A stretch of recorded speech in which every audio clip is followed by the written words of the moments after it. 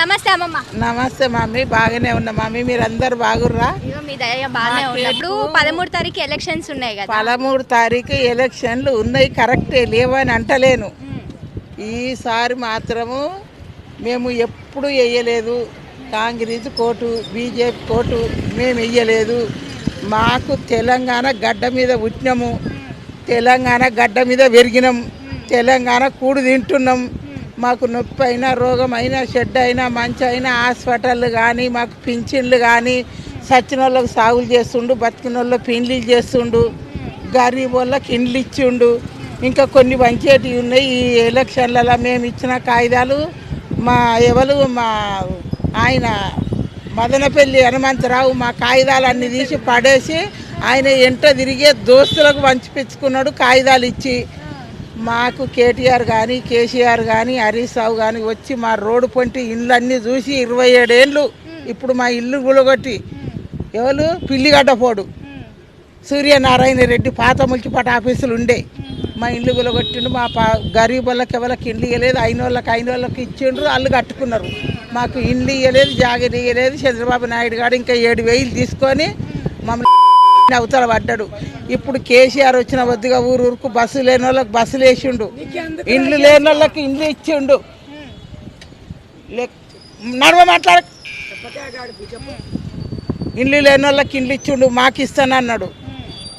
ఊరు పొంటి బస్సులు వేసిండు, బస్సు లేని ఊర్ల పొంటి రోడ్లు పోసిండు. కానాన్ రాజ్యం పోయి మాకు కరెంటు తెచ్చిండు, నీళ్లు తెచ్చిండు.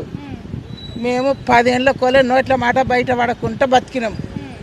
2,200 పింఛను ఎవరు ఎన్టీ రామారావు చేస్తే 2,000 పింఛను మాకు చేసిండు అయ్యా. ఆ 200 పింఛను ఇవ్వాలంటే కూడా 6 నెలలకు ఒక్కనాడు పోషమ్మ గుడికాడ కూర్చొని పెట్టి కుక్కల కూర్చుండి పెట్టి 100 రూపాయలు ఇచ్చిండు చంద్రబాబు నాయుడు గారు. అవిటికి కూడా కుక్కలు చెప్పిండు 6 నెలలకు ఒక్కసారి ఇచ్చి. మాకు కేసీఆర్ మంచిగా చేస్తుండు, మేము కేసీఆర్ కోటేస్తాం. ఈసారి ఎంపీ కానీ ఇంకోటి కానీ ఈ సంవత్సరం అన్ని ఓట్లే ఉన్నాయి.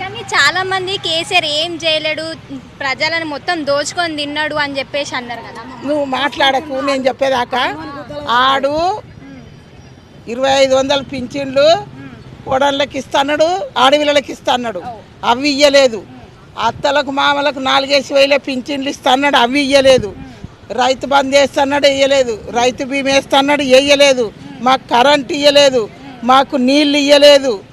అమ్మ పొలాలన్నీ ఎండిపోయి చేనులన్నీ సత్యనాశాయి. ఇప్పుడు మేము అగ్గి పుట్టి కాలబెట్టిన బుడిది బుక్కుడు నీళ్ళు తాగుడుతందుకు కూడా తాగుదామన్నా నీళ్లు లేకుండా చేసిండు. పర్రెలు పట్టి నెర్రెలు వాసినాయి భూములన్నీ. రేవంత్ వచ్చినాక బిసి పిరి అన్నాడు, ఒక్క బస్సే పిరి పెట్టిండు. మాకు ఏది సౌలత్ చేసిన వాళ్ళు లేడు.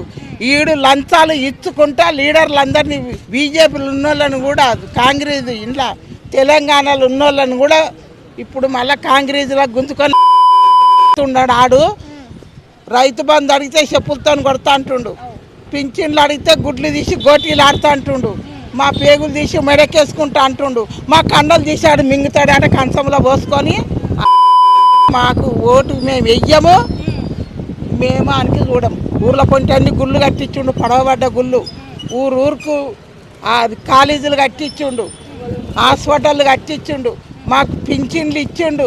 మా గల్లికి ప్రతి ఒక్క రాజ్యానికి ప్రతి ఒక్క ఊరుకు తెలంగాణ ఊరు ఎంత దూరం ఉన్నదో అంత దూరం ఊర్ల పొంటి రోడ్లు చేసిండు, గల్లీలు చేసిండు, అన్నీ చేసిండు. మేము ఆయనకే వేస్తాం. మా తెలంగాణ ఓటంతా ఆయనకే పడుతుంది.